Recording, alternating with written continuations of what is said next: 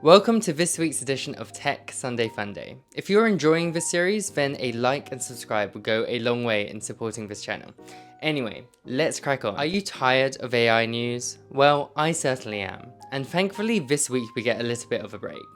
Instead, we get new action cameras, new audio products, and a fun synthesizer. Let's kick it off with the Insta360 Ace. Insta360 are a hugely popular action cam maker.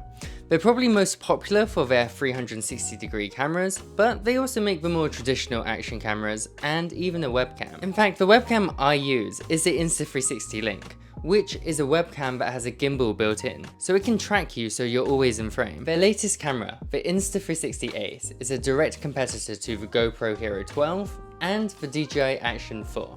It comes in a standard version and a pro version. From a distance, the Insta360 Ace looks like any other generic action camera, but what's unique to the Ace is a flippy screen, which makes it ideal for vlogging, taking selfies, or just framing yourself for action shots. This is so much better than the tiny little square screens you get on the GoPro Hero 12 and DJI Action 4. In terms of specifications, the standard Ace has a 48 megapixel half-inch camera sensor, which honestly is nothing special. It can record up to 6K at 30 frames per second and can shoot 4K at a high speed 120 frames per second for some nice slow motion footage. The Ace Pro has a larger 1/1.3 sensor. This is actually the same size sensor as the DJI Action 4. And it can do everything the standard one can, but it can record up to 8K at 24 frames per second and will likely have better low light performance. Both cameras also feature a waterproof design with the ability to submerge up to 33 feet underwater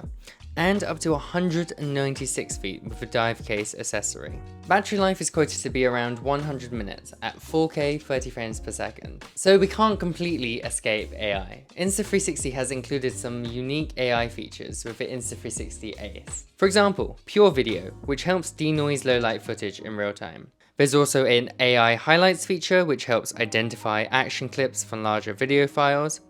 And there's even some fun generative AI effects to bring some fun to your videos. My excitement level is a 7 out of 10. It's nice to see a company do something slightly different with a tried and tested action camera formula, including a flippy screen, a larger sensor, and some fun generative AI features. If you look at GoPro, arguably the pioneer of action cameras, you could argue that their innovation has started to plateau. Their year-on-year releases are kind of boring, just very minor updates. But at the same time, you could say that their products are now refined and something that you can rely on. Anyway, it's great to see competition, and if anything, products like the Insta360 Ace will push GoPro to do better next year. Both cameras are available to order now, with the Ace retailing for £359 or $380, and the Pro for £429 or $450. WiiM, or WiiM, I have no idea, is a smart home and audio product manufacturer, and you've probably never heard of them. The latest product is a sleek looking amplifier called the WiiM Amp, and if Apple had designed an amplifier, I'm sure it would look something like this. It's made out of aluminium and has a large rotating physical volume button at the front. Recently, they've been making a huge splash in the hi-fi world, with very well received affordable products. It's a very similar product to the Sonos AMP, which is a streamer and amplifier all in one, allowing you to just plug in a pair of speakers and start streaming music to them. The WiiM is extremely versatile, supporting AirPlay 2, Google Chromecast, Alexa Musiccast, Deezer, Qobuz, Pandora, DLNA, Spotify Connect, and Tidal Hi-Fi and Hi-Fi Plus. Just like the Sonos AMP, it has an HDMI ARC port, allowing you to plug it into a TV easily, allowing it to double as both your music system and home theatre system. The WiiM just costs £300, whereas the Sonos AMP goes for £700. My excitement level for this is a 9 out of 10. I'm a little bit of an audiophile myself, and I appreciate how expensive it can be to get into the hi-fi hobby.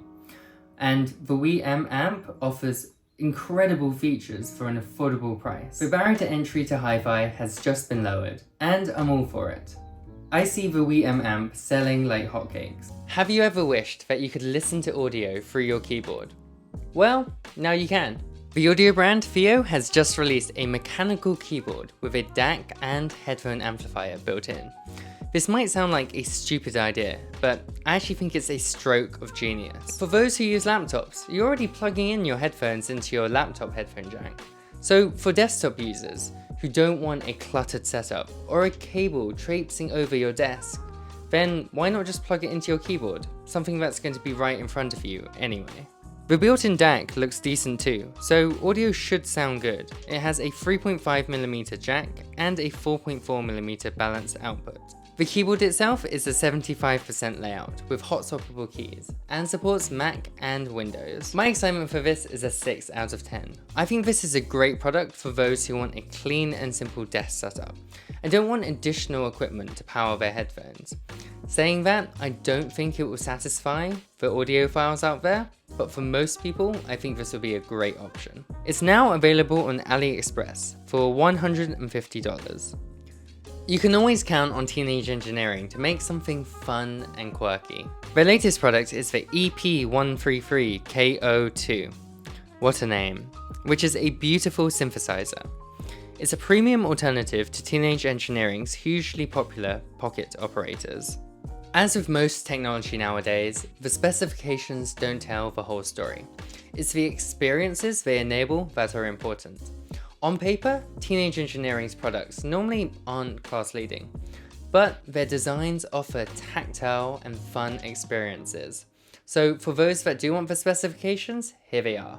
It has 64 megabytes of sample storage, a built-in microphone for sampling, a built-in speaker, 999 sample slots, a selection of drums, bass and key samples, a built-in sequencer, 6 built-in FX, and MIDI and audio I/O round back. If I were a musician, a music producer, a DJ, or just anyone in the music world, then I can see myself being extremely excited for this. It just seems like a playground for creativity. Unfortunately, I'm in none of those fields, but I'll give it a 6 out of 10 just because it looks so tactile, has a fantastic design, and it just looks like something really fun to use. It's available now for £299 or $299. So that's your tech wrap up for the week.